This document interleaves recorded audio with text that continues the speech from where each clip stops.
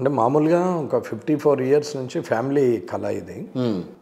నాన్నగారు ఒక 3 సార్లు చేశారు. 68, 78, 84. తర్వాత ఆయన రాజకీయాల నుంచి బ్యాక్ వచ్చేసారు. 99లో ఎంటర్ అయ్యాను నేను రాజశేఖర రెడ్డి గారి ద్వారా.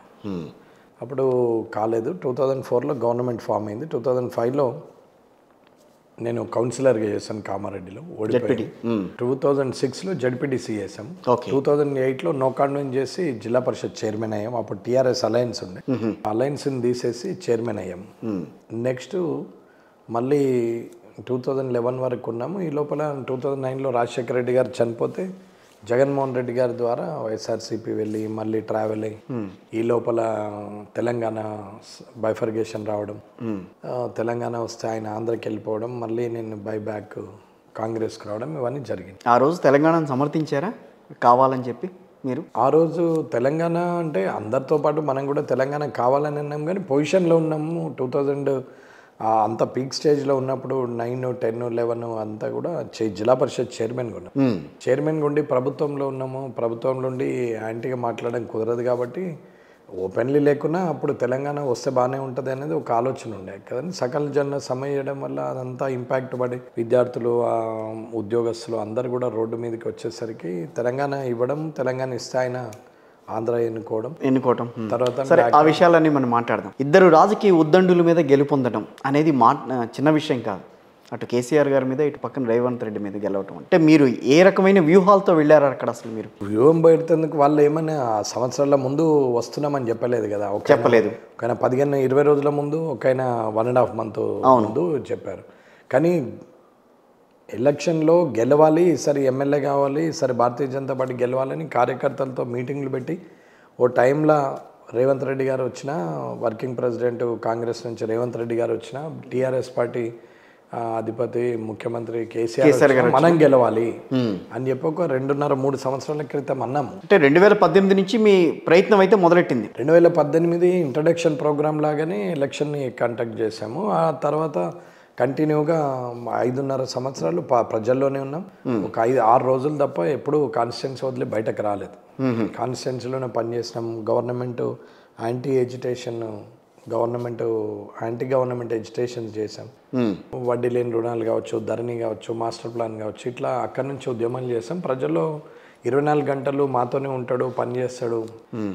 కామారెడ్డి రైతుల ధర్నాలో ఎక్కువగా మీరు పాల్గొనడం అని, మాస్టర్ ప్లాన్ విషయంలో కానీ చాలా విషయాల్లో మీరు చాలా దుందుడుకుగా వ్యవహరించారు ఆ రోజున. అంటే దుందుడుకు అనేది ఏమి లేదు.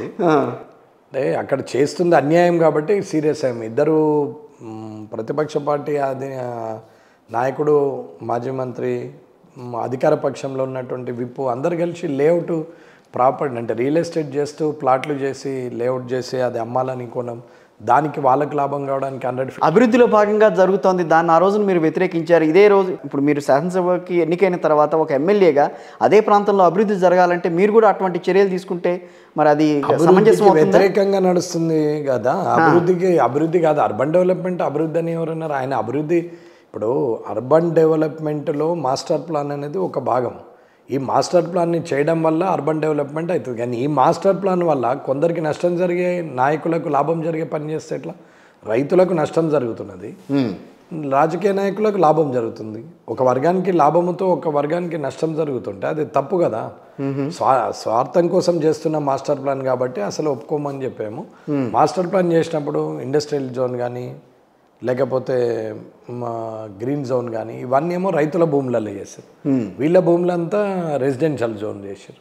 ఈ రెసిడెన్షియల్ జోన్ చేసేసరికి ఆ రెసిడెన్షియల్ జోన్లో అన్ని 100 feet రోడ్లు పెట్టి వాళ్ళ ల్యాండ్ ఎంతైతే 400 ఎకరాలు ఉందో దాని చుట్టుపక్కలంతా 100 feet రోడ్డు పెట్టి ఉన్న రోడ్లు కుదిస్తామన్నాడు. ట్రాఫిక్ ఉన్న దగ్గర, ట్రాఫిక్ లేని దగ్గర వేయడము, రోడ్లు వేయడం ఇది తప్పు అని చెప్పినాం. మనం చెప్పి ఆ గొడవ చేసినాము, రైతులకు ఇన్ఫార్మ్ చేసినాం, ఈ సర్వే నెంబర్లో మీ ల్యాండ్ ఇంత ఉంది, పోతున్నది, మరి ఎట్లా అని అన్నాం. ఇవన్నీ అనేసరికి ఆటోమేటిక్గా బయటకు. అది రాజకీయ వ్యూహంతో మీరు ముందుకెళ్ళిందా, లేకపోతే అక్కడ నిజంగా ఆ రకమైన అవినీతి జరుగుతోంది, లేకపోతే ఆ రకమైన అన్యాయం జరుగుతోందని ముందుకెళ్ళారా? నిజంగానే అక్కడ అన్యాయం జరుగుతుంది. రైతులు రోడ్డు మీదకి వస్తున్నారు. సుమారు 2000 ఎకరాలు రోడ్డు మీద పోతున్నది. వాళ్ళు నష్టపోతున్నారు. ఒక 2000 కోట్లు, 1 కాదు 2 కాదు. వాళ్ళ రైతులు సంవత్సరాల తరబడి తాత ముత్తాతలు అందరూ వ్యవసాయం చేసుకుంటే బతికితే వాళ్ళు అట్లా వేస్తే కష్టం కదా. కాబట్టి అది రాజకీయ నాయకులకు లాభం అవుతుంది కానీ సామాన్య ప్రజలకు కాదు, నష్టమవుతుంది సామాన్య ప్రజలకు అని చెప్పి కొట్లాడడం జరిగింది. అది ప్రూవ్ చేయడం వల్ల వెనక్కి తగ్గి. సో ఈ రోజున ఒక శాసనసభగా ఎన్నికైన తర్వాత ఒక శాసనసభ్యుడిగా అలాంటి పరిస్థితులు ఎదురైతే ఇంకొక పార్టీ ఆ రకంగా ప్రవర్తిస్తే కనుక మీరు దాన్ని ఎదుర్కొంటారా? మీరు దాన్ని సమర్థిస్తారా? కదా, తప్పై చేయను కాబట్టి ఎదుర్కొనేది ఏముంటుంది? మనం ప్రజాభిప్రాయ సేకరణ చేస్తాము, నోటిఫికేషన్ ఇష్యూ చేస్తాము, గెజెట్ నోటిఫికేషన్ ఇష్యూ చేసి పేస్ట్ చేసి ప్రజల మీటింగ్ పెట్టి ఎట్లా మ్యాప్ పోతుంది, ఎట్లయితే బాగుంటుంది అని సర్వే చేయించి ప్రజల అభిప్రాయం మేరకు తయారు చేస్తాం. కానీ నాకు లాభం అయితే చాలు, మిగతా వాళ్ళందరూ ఎక్కడగా పోతేమి అని అంటే కష్టం కాదు. సో అభివృద్ధి కట్టుబడి ఉన్నారు రమణారెడ్డి గారు, కానీ ఆ విషయంలో మాత్రం అవినీతి విషయంలో మాత్రం ఎక్కడా కూడా తావు లేదని అంటారు.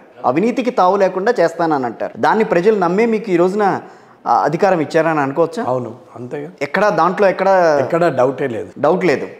అంటే వాళ్ళిద్దరిని గెలిపించాను కాబట్టి నేనే ఇంకా మోనార్క్నని మీరు మాట్లాడతారా? ఎందుకు అట్లా మోనార్క్ అవుతాం? వాళ్ళిద్దరేం జీరోలు కాదు. నేను హీరోని అయినంత మాత్రాన వాళ్ళు జీరోలు కాదు. గెలిచినోడు హీరో, ఓడిపోయినోడు జీరో అని ఎవరన్నారు? ఇది రాజకీయం, ఎప్పుడైనా ఏమైనా జరగవచ్చు.